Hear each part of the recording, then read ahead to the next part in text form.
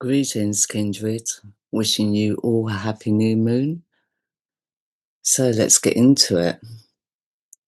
The new moon will begin on November 20th, 2025 at 6:47 in the GMT time zone, at 1:47 in the EDT time zone, and at 17:47 in the AEDT time zone.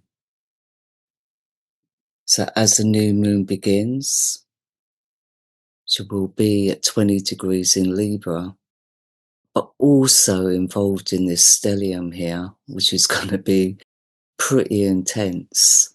So we already have Mercury in retrograde in Libra. I mean, Mercury did start his retrograde in Scorpio, but is now in Libra. So Mercury retrograding through Libra does bring in a lot of indecisiveness. But as we can see, we've got Mercury conjunct the Sun and Moon. Now, this can be like a mind overload, so with Mercury retrograding as well, with all the indecisiveness, it's like we can really be in our heads this new moon.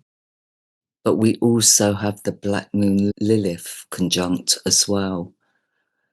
So making this little stellium pretty harsh, since the Black Moon Lilith in Libra is really all about our expectations of ourselves and our expectations of others. It can be a very perfectionist placement for the Black Moon Lilith and can bring up issues around boundaries and can be very criticizing.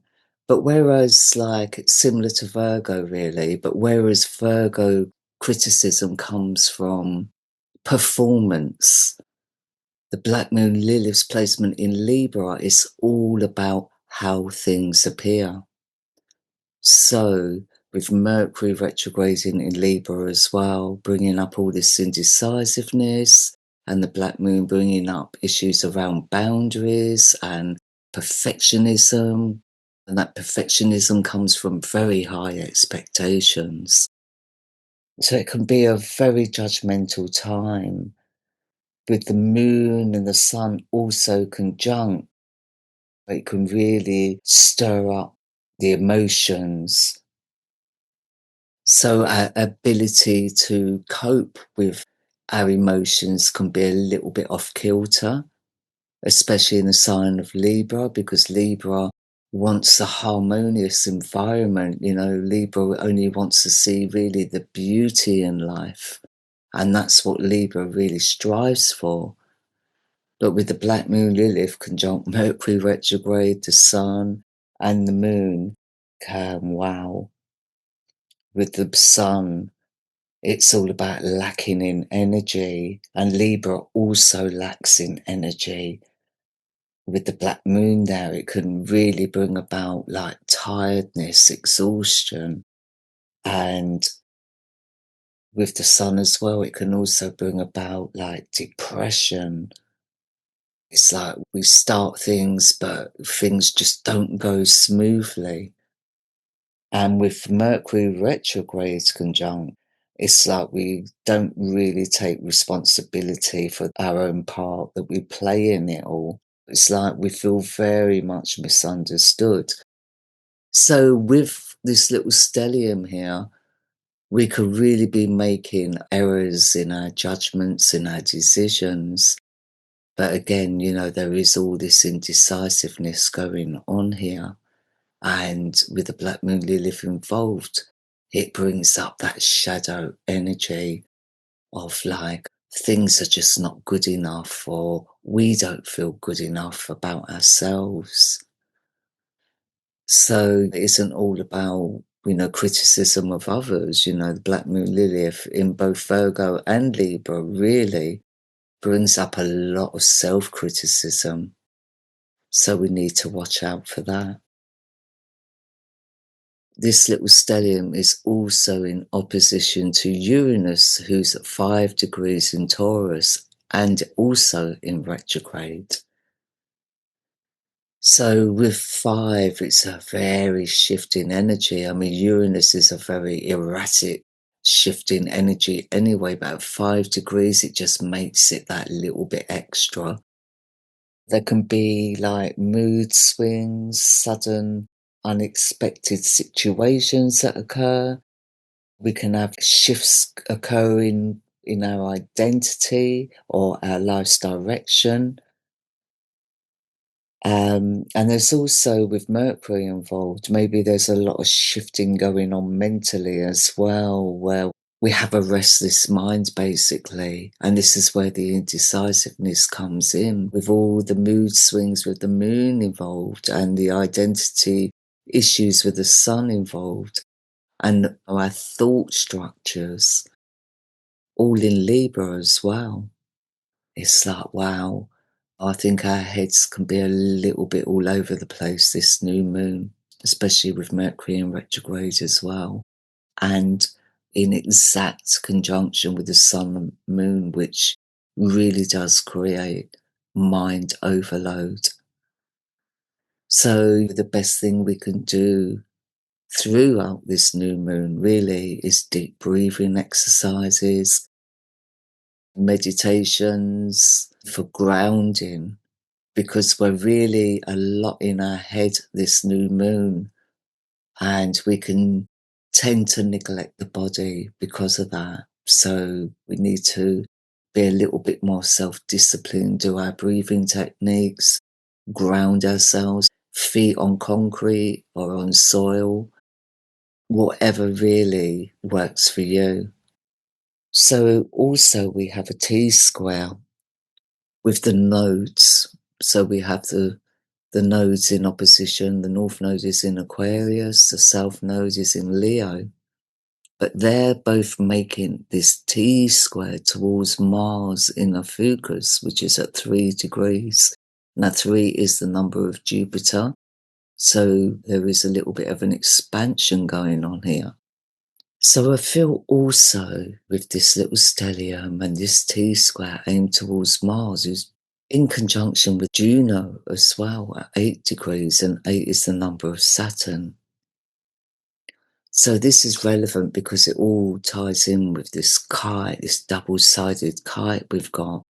But Mars in Ophiuchus on the whole can be a very manipulative placement. So in conjunction to Juno, we can be very committed to a group or a partnership, but it's a very combative energy. There can be power struggles that occur with this. There can also be this urge where we have to make decisions, but really this is not the time to make decisions and adhere to them, because we're gonna be shifting, like it's gonna be very choppy changey with our thought patterns, with our ideals and our high expectations. So we can be a little bit forceful. I mean, Mars in Ophiuchus, like I said, can be quite manipulative. So we do need to watch out for that. Because with this double-sided kite, we've got Jupiter retrograde in Gemini at the moment, in trine to Saturn, Neptune and Ceres, and Saturn and Neptune are actually in retrograde. And they're in trine to this little stellium of Lilith, the moon, the sun and Mercury. So if all these retrogrades weren't going on and this stellium wasn't here, it would maybe be a little bit more positive. But I mean, Jupiter retrograding in Gemini, well, it's all about our philosophies in life, but our philosophies are normally based on other people's opinions, really, or ideas. So really we can be separated from our own truth, because we are going to be strongly influenced by the environment with this energy. So with Jupiter retrograde in trine to Saturn retrograde, I mean, it does give us a resilience and a strong sense of purpose. But Are we being influenced by our own belief systems? Or is our influence our philosophical or even our morals and values? Are they based on our own perception of them? Or are they based on other people's perceptions? And like I said, there's a lot of indecisiveness going on right now. So we really do need to be careful that we do not make any solid decisions right now. We have to be careful, especially with the moon's nodes making this T square towards Mars, that we're not jumping on bandwagons. Because with Mars in conjunction to Juno, like I said, it can be a committed bond, but it's combative. And I just feel in this aspect, it's like a divide and conquer scenario that I'm seeing in this chart. I just feel that that is being stirred, like, the pot's being stirred. I mean, Saturn retrograding in Pisces, we can tend to lack confidence and give up on things too easily because we're very much led by others due to a lack of self-worth. So with Jupiter retrograde, who's retrograding in Gemini, trine Saturn, who's retrograding actually in his own sign of Pisces, we can be prone to illusions or forms of escapism. We can be very impressionable, but we can also hold that victim mentality as well, or we may suffer from identity issues. And I feel with this little stellium going on in Libra, there could definitely be identity issues that occur there. And with Jupiter retrograde in trine to Ceres, who's conjunct Neptune and Saturn here, we can find comfort through others, being dependent on others to be led. So we can be vulnerable to other people's opinions. We can be vulnerable to jumping on bandwagons. With this Saturn retrograde in trine to the moon and Mercury, we can really hold a lot of stamina and resilience, but it is in the right way. It's like we need to be in the right place at the right time to really be forming opinions or making promises, because we will be held to them.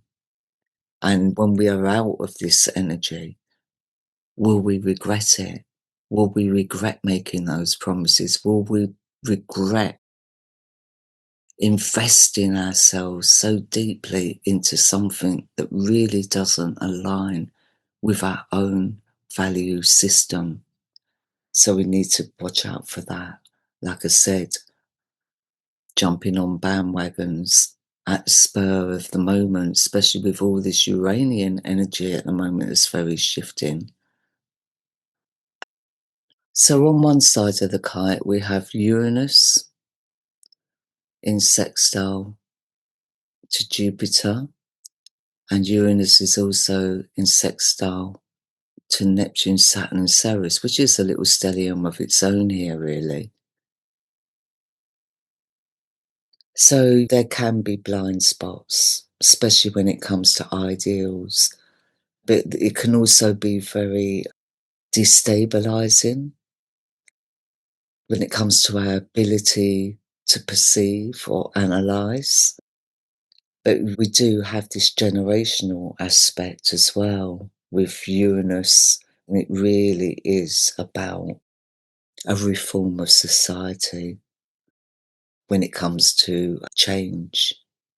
So I feel with this aspect, I feel it's escalating, that things are being put into place, really, that will have a big impact on our societies and the way we live our lives, especially when it comes to our belief systems, our philosophies, our values, and all that. We need to make sure that they truly align with our own self-truth.